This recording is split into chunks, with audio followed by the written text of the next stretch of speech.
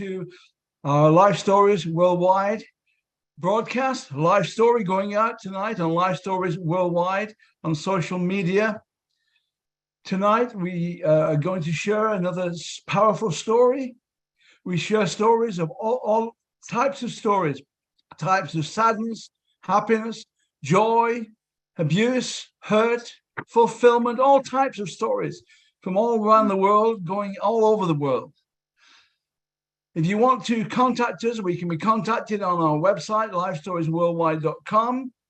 You will find resources there like our Life Stories app, which you can download from Apple or Android. You can also find a Gideon's Bible app, which will help in your own personal use. We welcome those especially from Ukraine who are watching today, and the people from Torch Trust. They can't see us, but they can hear us. And it's good to have you with us. And the rest of you joining us today, we welcome you all. So today we have a story from Trudy Makepeace. Trudy is based in Bristol. She lives in South Wales. Trudy is going to share her story, a story of abuse, hurt, but also a fulfillment she found in her life, a transformation that took place. She's going to be sharing about that today. So at this point, it gives me great pleasure to introduce Trudy. Trudy Makepeace. Thank you, Trudy.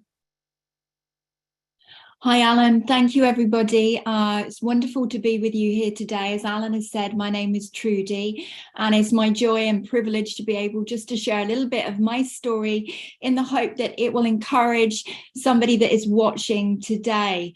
As Alan has mentioned, I'm going to be sharing that story with you. But just before I get into some of that story, I would just like to highlight something to you for your attention if you're interested, and that is I've just recently written and published my story in a book called Abused, Addicted, Free. I believe that Alan and the team will share that link with you if that's something that you may be interested in for yourself or for somebody else.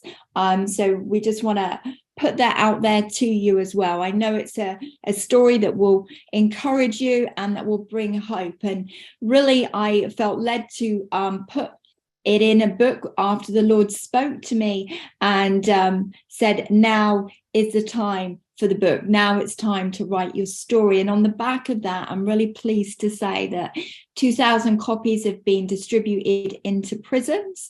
And with over 80,000 prisoners in the UK, my heart really is to get that into the hands of every prisoner, because I know it's a story that will give them hope despite where they find themselves. So all that said, let me jump in and just begin to unpack some of my story with you. So 16 years ago, my life looked completely different to what it looks today. 16 years ago, I was a heroin addict, a crack cocaine addict. I had been an addict for 18 years of my life, and my life was a mess. I was completely broken. In fact, when people looked at me, they said, there is a hopeless case. She is a hopeless case. She will never make it. But I thank God today for his mercy and his grace that he had a different story for my life. And, I have discovered the author of life, who is able to rewrite our stories. And for me, like I said, if I was to probably go back to the beginning, because you may think, well, obviously she was in addiction. How did she end up in addiction? Well, the truth is, as a young girl, I grew up in a very broken home, a very dysfunctional home.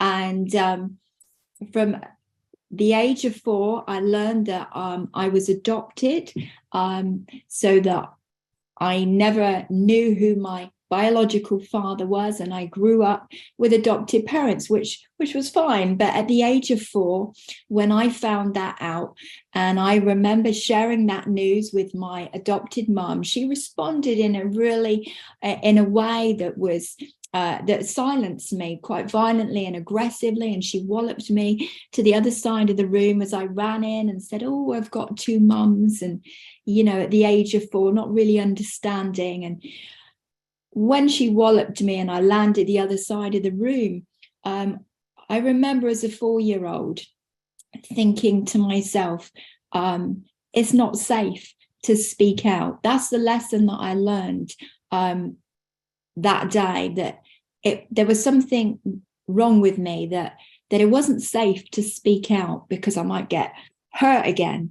And so I learned that from very young, and I just began to wonder what was wrong with me. Why couldn't we talk about it? And then from the age of 5, I was sexually abused into my teenage years. But as a 5-year-old, I'd already had a fear of being able to speak out. I'd already had this fear that it wasn't safe to speak out. And now this was happening. That fear only intensified, and shame came to point the finger at me and say, something's wrong with you. You're the problem. It's your fault.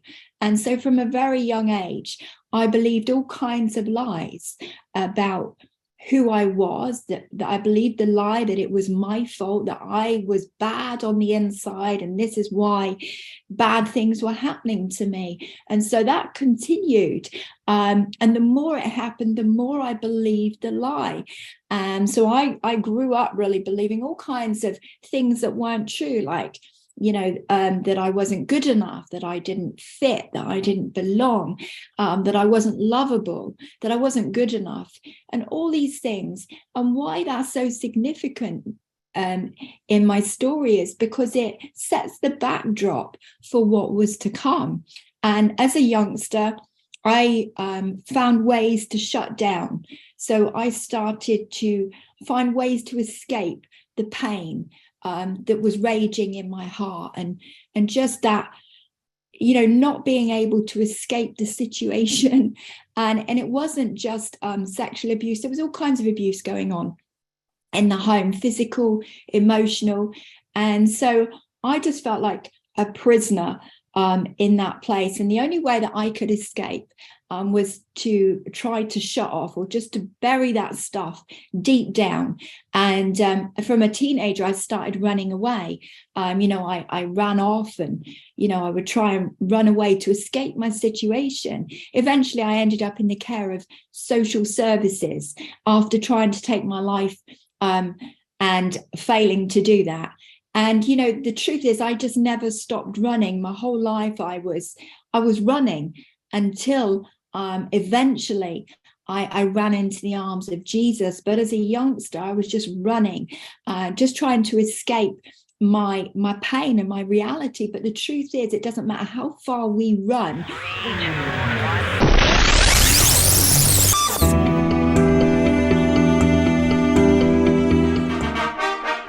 He's coming. Jesus is coming. I can't wait to hear the trumpet call. He's coming. Jesus is coming. And when he comes, we'll crown him Lord of all.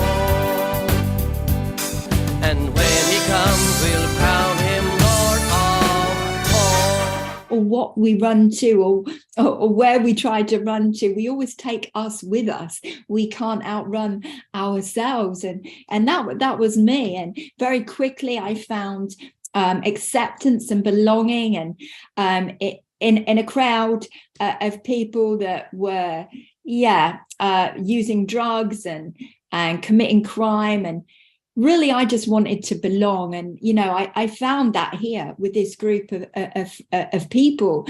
And, it's so important that everybody knows that they are loved, that they are accepted, and that they belong. It's a fundamental human need that we all have. And, for me, that's what I was looking for. And I found it, but I found it in the wrong places. And very quickly, I started to use drugs, soft drugs, just so that, to fit in, really. I wanted to be accepted, I wanted to fit in, I wanted to belong. And so that's what I did. And then I also had developed eating disorders because I had a self-loathing through the abuse that wasn't dealt with. And I was just a very mixed up, troubled young girl with a very low self-image and a poor self-image and a really low self-worth. And I started to look for love in the wrong places, and got involved in codependent relationships.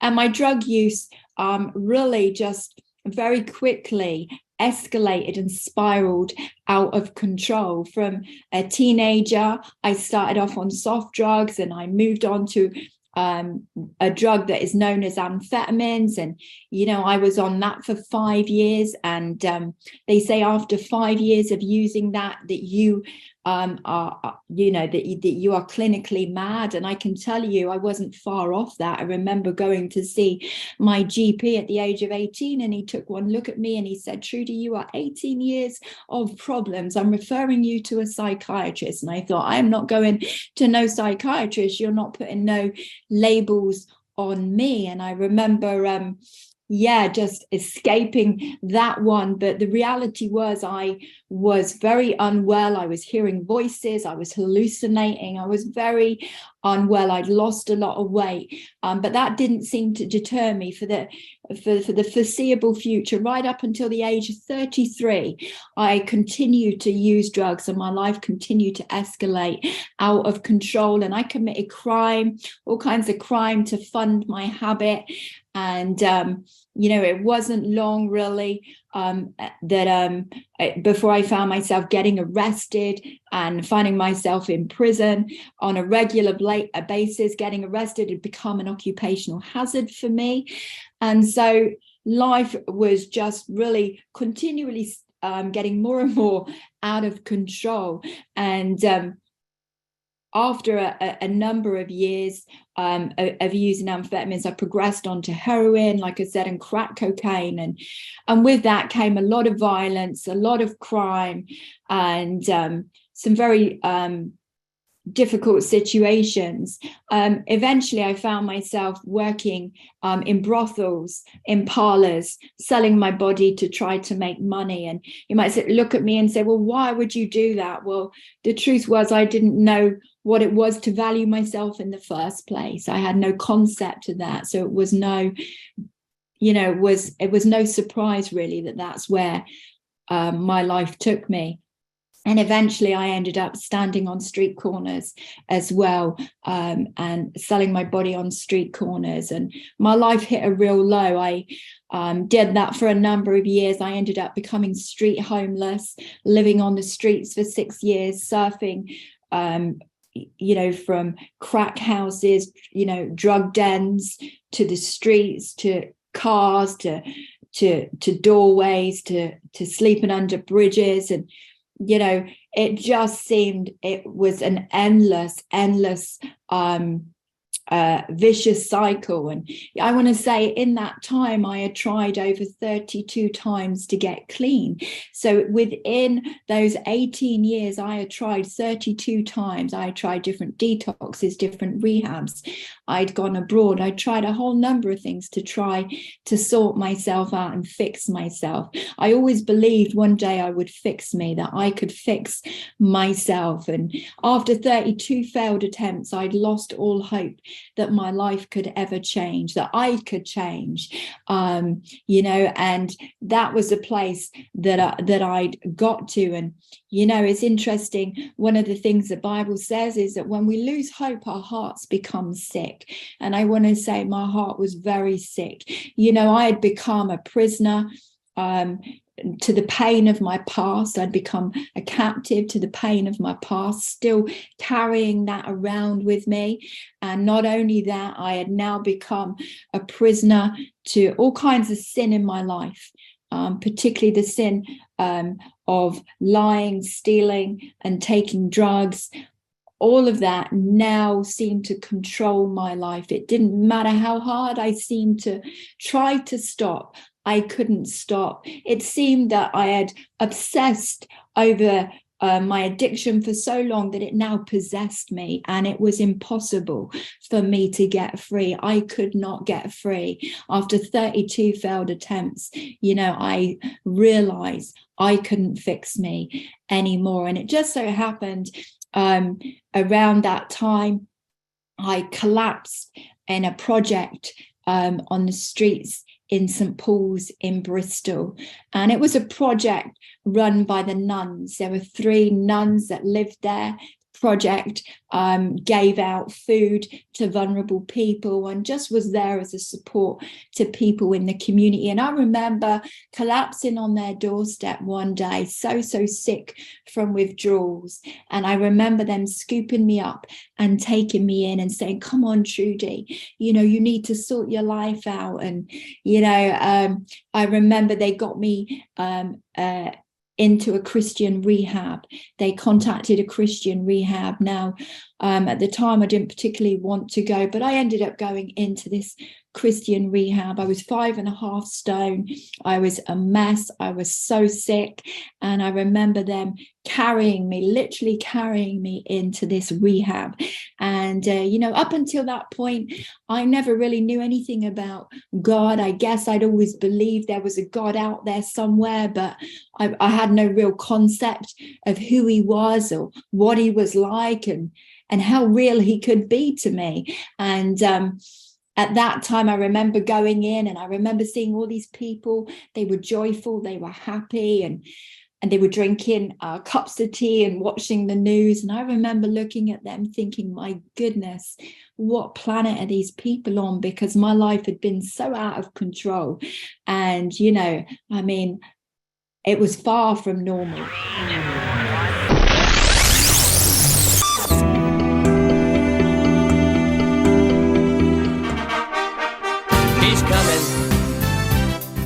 Jesus is Life Stories.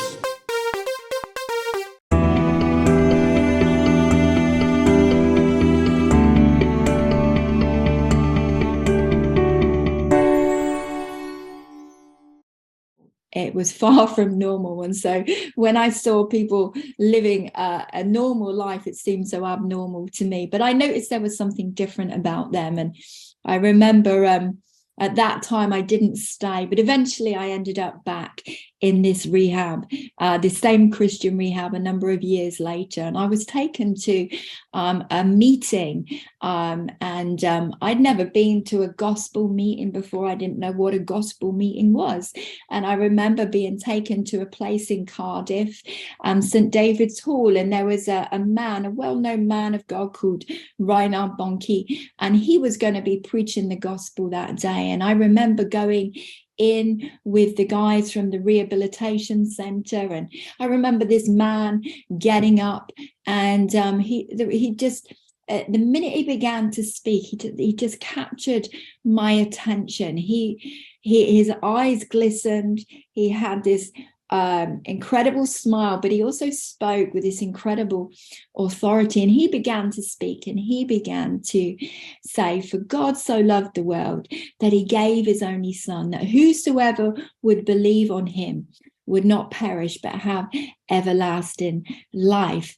And that, that God had demonstrated his love by sending Jesus to die in our place for the forgiveness of our wrongs. And, went on to say how Jesus had died a criminal's death on my behalf. Well, I knew what it was to be a criminal. I knew what it was to break the law, and I knew what it was to be punished for that. But here he was telling me that Jesus, that we had broken God's law, and he was saying, as he was going on, he was saying, that I was a sinner, that I needed God's forgiveness. Well, you didn't need to tell me I was a sinner. I knew I was a sinner. And that day I remember thinking, gosh, I need God's forgiveness. I need God's forgiveness in my life. I knew I had hurt people.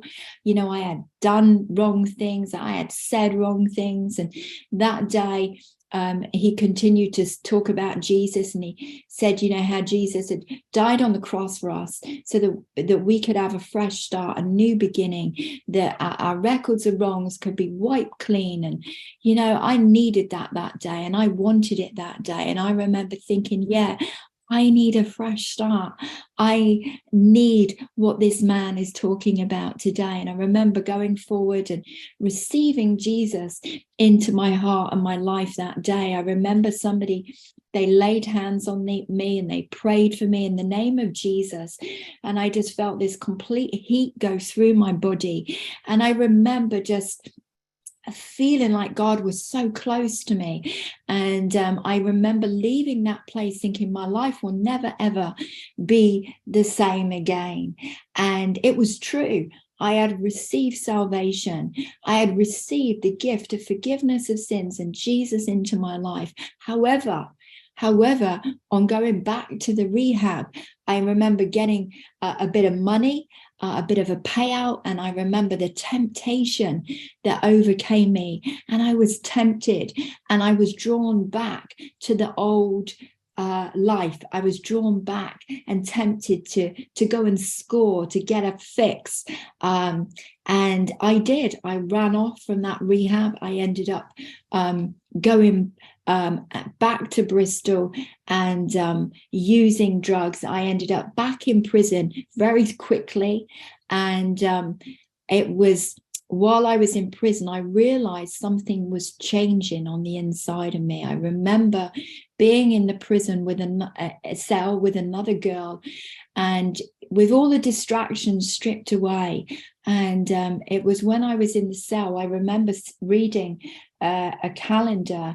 There was a calendar on the wall with all these different Bible verses, and I remember reading them, and they just started to come alive in me. And I didn't really understand it, but I was really aware that God was with me, and that that something was changing on the inside of me, but I didn't have language for it at the time. But I just had this awareness of God. And the Christian rehab where I'd previously stayed found out I was there.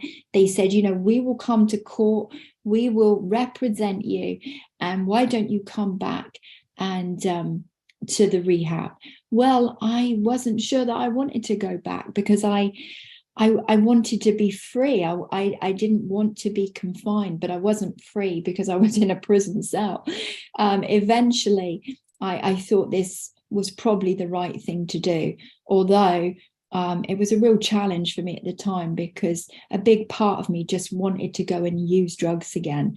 But now that the Spirit of God was moving in my life, I knew I needed to go back. I knew that I needed. And so eventually I surrendered and I went back to the Christian rehab after the courts gave me permission to go back. And when I went to the court said, look, we'll give you 6 months to go back to this rehab to prove that you want to change, and we'll bring you back in 6 months for sentencing. And so that was it. I was back off to the rehab. And it was while I was there that somebody gave me a copy of the Father's Love Letter. And if you've never heard of the Father's Love Letter, you can Google that. You can type that into Google and that will come up for you. But the Father's Love Letter is a letter full of Bible verses that talk about God's love for us. And remember in the beginning, I told you I never knew my biological father. And so I'd always had this longing and this desire to know who my real father was. And it's so important to know whose you are. When you know whose you are, you know who you are. And I remember just always having this gap there and this desire. And so I remember as I read that letter, it started off saying, my child, I know everything about you. I know when you sit down, I know when you rise up, I know every hair that is numbered on your head. There's not a thought that you have had that I don't know about. And to paraphrase it, it went on to say, that God knew what I'd done. He knew who I'd done it with. He knew where I'd been, and he loved me anyway. And that he had sent Jesus to reconcile me, to reunite me to him, to him, to God, my Father, that Jesus had paid the price for my wrongs so that I could have this relationship. You know, when we do things wrong, we can't look people in the eye.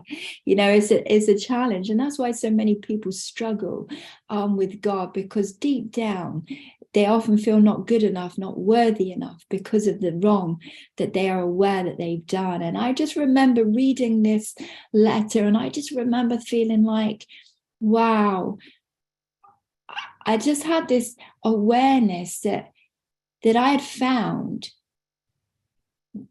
the greatest Father, the perfect Father. It was like God was showing me through these words that he was my Father, that he loved me, that he loved me so much. And I just suddenly, as I read it, I felt, number one, I felt like I'd found the perfect Father. Number two, I felt like it was as though I'd come home. He's coming. Jesus is coming. I can't wait to hear the trumpet call. He's coming. Jesus is coming. And when he comes, we'll